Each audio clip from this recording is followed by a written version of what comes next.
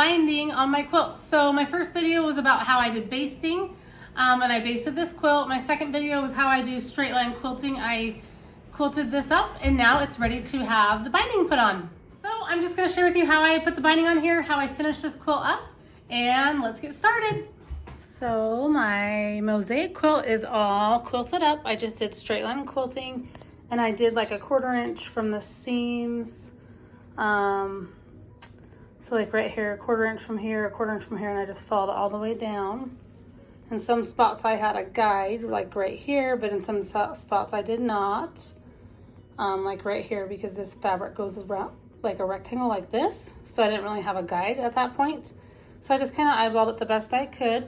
But now that it's all quilted up, I am going to trim it. So I will trim away the excess batting and excess backing fabric. When I was quilting, I tried not to go too far into the excess because I wanted to be able to save the backing. And then I also have the binding ready. So this fabric I found matches pretty closely, but I also like the little bit of gold accents in it. So what I'm going to do is I'm going to trim my quilts and then I will show you how I attach my binding. Okay, so I'm just sitting down at my machine and I have my quilt that I'm going to add my binding to. I'm not going to show how I prepare my binding because there's so many different ways. But what I do is I just start out with a 2.5 inch strip. I join my strips on the diagonal and then I press in half and then I'll attach it to my quilt that way. So I'm just going to show you how I attach it to my quilt. I just pick, whoops, I bonked the camera. I just pick any end of my quilt. Any side end, I don't really care where, and I just start. So let me show you. So I'm just kind of unwrapping my quilt here. So I have my quilt and whoops, I keep shaking that, sorry about that. And I have my binding roll. So what I'll do is I will just drop this in my lap like that, and I have the raw edge here and the fold here. And so what I will do is I will take this raw edge and this raw edge and I will line them up. So you can see here's the raw edge on my binding right here, and here's the raw edge on my quilt, and I just line those up. And what I'll do is I will just take a good section, so probably from this thumb to this thumb, and I won't sew on there. I'll leave a tail. So I'm just going to take, okay, so here's this thumb, here's this thumb. I'm just going to take this thumb and place it up here by my presser foot. And so you can see beyond that presser foot there is a long tail. And then what I will do is I will just do a 1/4 inch seam. I'll put my presser foot here on the edge, and this presser foot is actually with the Juki, this presser foot is actually a scant 1/4 inch. So I will actually follow my 1/4 inch line on my metal plate here. So I just have to scoot it over a tiny bit. So it's not actually against the presser foot. There's a little bit hanging out. But what I will do is I will just then sew this binding. And I actually take this binding and I let it fall to the ground because it ends up falling out of my lap. So then I'll just sew a 1/4 inch all the way around.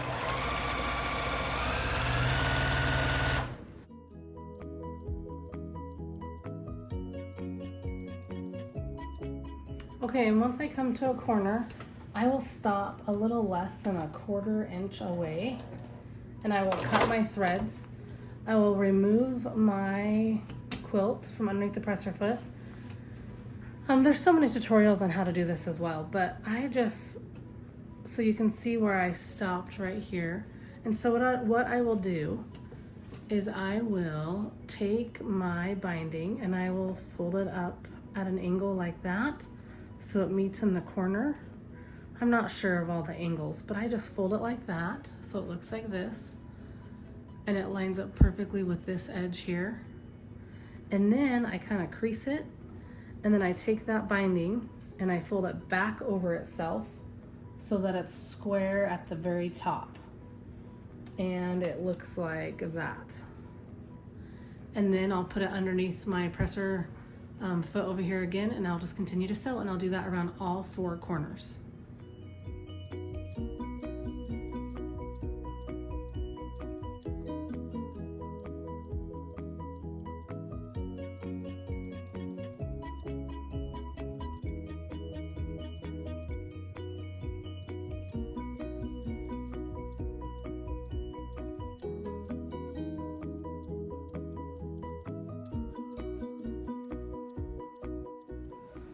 Okay, so I sewed all the way around and now I have these two tails. You can see this is the first tail I started with because I had this in my machine like this, and I went all the way around the quilt and came back up here. And here's a pretty long tail. So I had a lot of extra binding, which is good.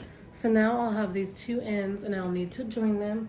And what I use is and on the instructions, but I use this Fons and Porter binding tool. So I'm just gonna do that off screen, and then I'll show you guys what it looks like. So I wanted to share that I just joined these two binding pieces. I should have really left a little bit more room here, but it worked out. So I joined these two pieces. This binding tool allows you to join the binding strips on an angle, a diagonal, and that's what I do for the rest of my binding. So I just wanted to show that what I do is I join those at an angle. I trim them like 1/4 of an inch. I just do it with my scissors, just eyeball it, and then I just press this open so that it reduces bulk, and then I fold it in half. It kind of already has that crease from the iron there. And then I will stretch it out like that, and it looks really nice. I actually kind of evaluate the whole binding before I cut so that I can seam rip if I need to. But anyhow, so I join those two binding pieces, just press it out smooth with my hand, and then I am ready to take it to the machine and just sew it so all of my binding will be attached to my quilt. And I know I didn't mention this before, but I attach my binding to the front of my quilt with the sewing machine, and then when I'm all done, I will take it and I will hand sew it to the back of my quilt. So what I'll do is at my ironing board, I will fold over this binding and I will press it with an iron. And I'm just using my big iron for this. I like my big iron for big projects. So anyhow, so I will just go like this and I will press my binding on this entire quilt. And then once I'm done with that, my quilt will be ready for hand sewing. So then just see how, for example, see how this binding right here, it wasn't pressed, but then, let me see if I can put this in one shot here. Okay, so you have this binding that wasn't pressed, and you have this binding that was pressed, and see how much nicer this goes over. It goes over on its own. It's just makes it really nice. And so then when I flip my quilt to the back here, let me see here.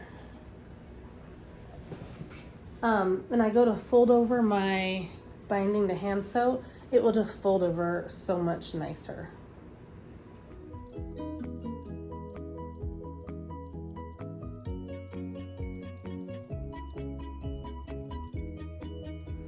Okay, so now my binding has been pressed with the iron, and so what I will do now is I will take it over to my couch, get my hand sewing needle ready, and then I will show you how I fold over this binding and do a little bit of hand sewing.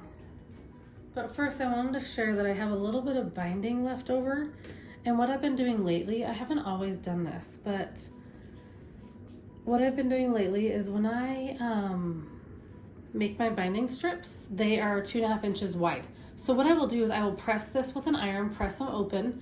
These are my binding scraps. And I am going to take these to the iron, press them open, and then I'm just going to trim them into 2.5 inch squares. And I've been saving 2.5 inch squares, setting them aside. And I have a gallon bag. It's probably not quite halfway full of scraps of 2.5 inch squares. But I think that would be something fun to make a quilt out of one day. I'm not sure what I'll do, but my plan is to cut all of this into some 2.5 inch squares. So there's a little tip for you. Otherwise, like, see how there's just not very much binding left? I don't even know what I would do with this.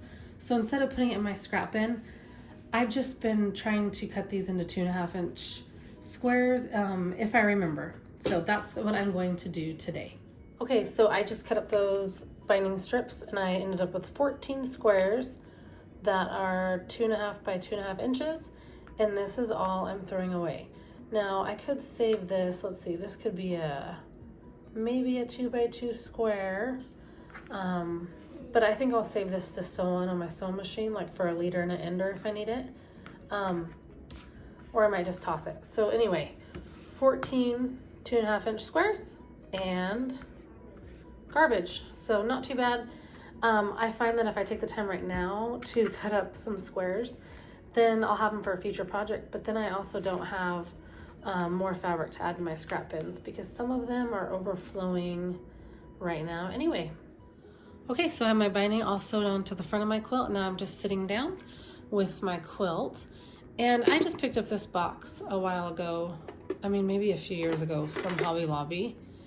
And there's I probably got it half off. But I just thought it was a cute little tin box. And I think for a while I never knew what was going to be in it. But then I put in a spool of thread. And my thread changes often. I have these scissors. I like these because they're blunt. I don't care for sharp scissors because I tend to poke myself a lot, and that's just, I don't like that. I keep a binding clip in there, some hand sewing needles. I reused this dish. It came with curved safety pins for quilt basting. So I have a needle threader in there and several needles to choose from.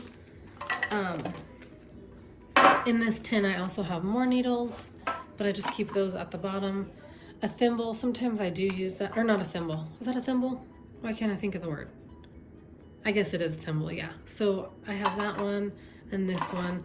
I was using this black embroidery floss when I did like some Lori Hope quilt blocks that were animals that I had to add eyes to, things like that. And I also keep some Band-Aids because on hand sewing, I tend to either poke myself, not all the time, but I like to have those handy. So, and then this is a little handmade tag I picked up from Hobby Lobby. It was in a pack a while ago, and I used the rest of them, but this is one I had left over, so that's thrown in there. So what I like to do is I just like to pick out my needle, thread my needle, and let me do that, and then show you how I quilt this, or not quilt this, show you how I hand sew this.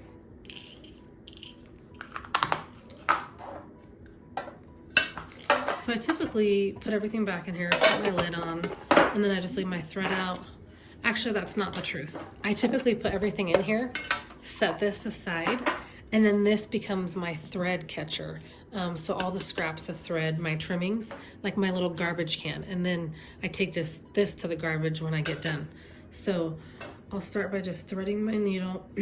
Sometimes I need that needle threader and sometimes I don't. So let's see how good my eyes are today. Oh, I think I got it.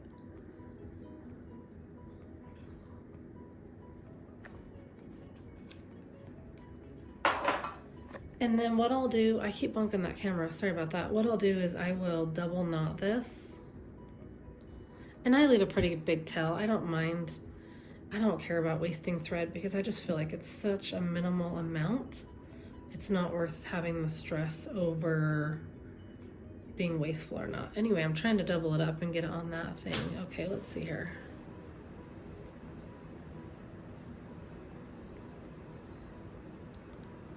Okay, so I doubled up my knot here.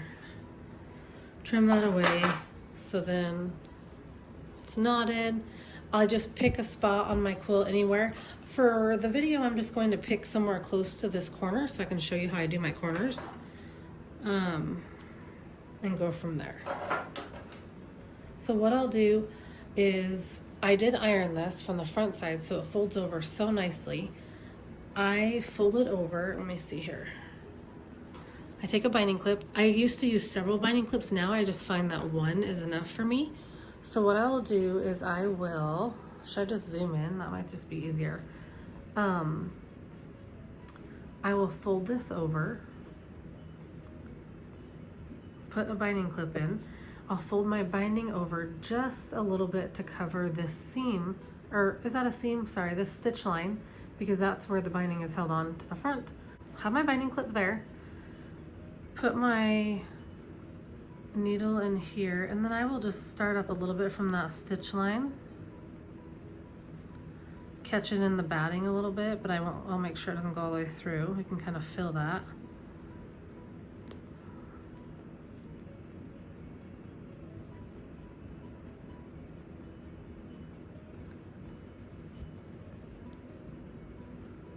Okay, and then I see that there's a little bit of these hanging out, so I'm gonna trim those.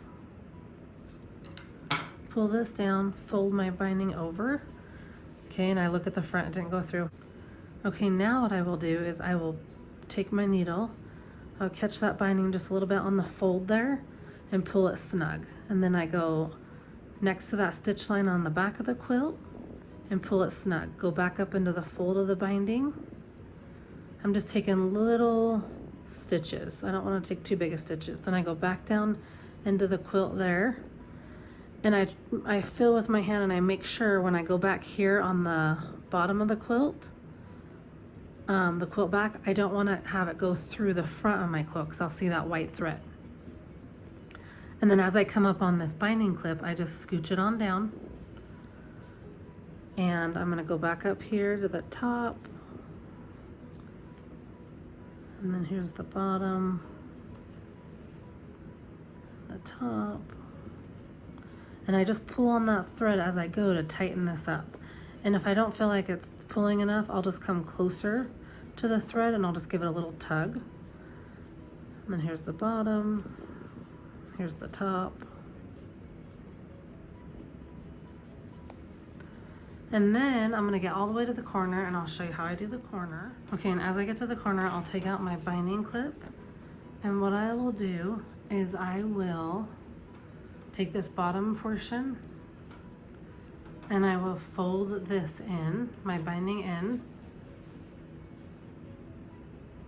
And then I will take this top portion and fold it down over itself so it makes a nice point.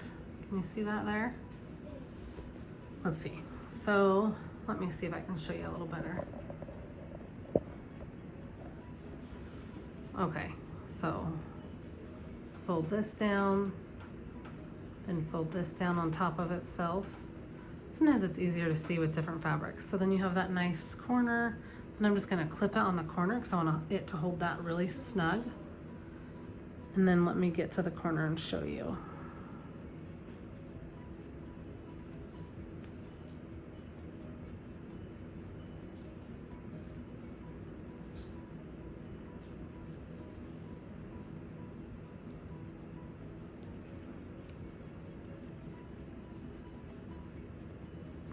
Now you might think 2 binding clips would be better here, but I just found that it doesn't work super well for me. So then I get to the corner. I'm pretty close to the corner here, so I'm gonna take out my binding clip and put it here on the side. And then I just hold this together with my finger there. And I'm almost to the corner. So that's gonna come up there. And then what I do is when I get to the corner, these are still in here snugly. Is that a word? And I'll take this and I will go back up through my binding corner there, pull it out, and then that was the bottom layer of binding right here. Now I'm gonna go to this top layer and I'm actually just gonna go right through the binding. So I usually take my other hand and see, and then it comes out the bottom. And I just, whoops, I always get stuck on that clip. Okay, and then I pull it, and then I just go through the bottom layer, or the back of the quilt, like this.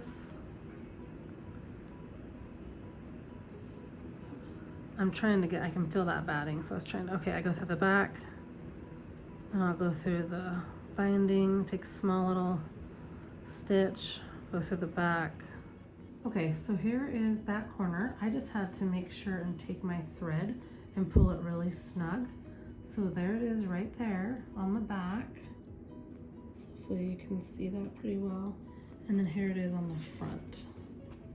So it made a nice corner. I'm happy with that. And then I'm coming to the end of my thread. Let me show you how I tie that off.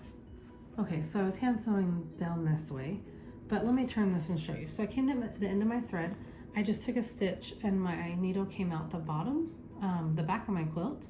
Instead of the binding, it came out the back. So that's what I like. I like to come out the back. What I do is I just put my needle in here somewhere past this stitch line, somewhere you won't see that it will be hidden. I'll pull this really snug, and see how when I pull that snug, it makes this binding here go flat. That's what I want. And then I just make another stitch in there, and I loop it through, and I pull this all snug, and then I pull it tight to form a knot. And then I go through a different area, kind of around the same area, and make another knot. So essentially it's a double knotted, and that's what I found has worked for me. And then I'll take my scissors and I'll clip close to that. And then what I will do now is I will rethread this needle, and I will start back again and start stitching. So I have another needle threaded. So what I'll do is I will just go back through past this, beyond this stitch line, and then come out in the back of the quilt, fold my binding over, make sure my binding clip is there, and then I will just continue to hand sew the binding on.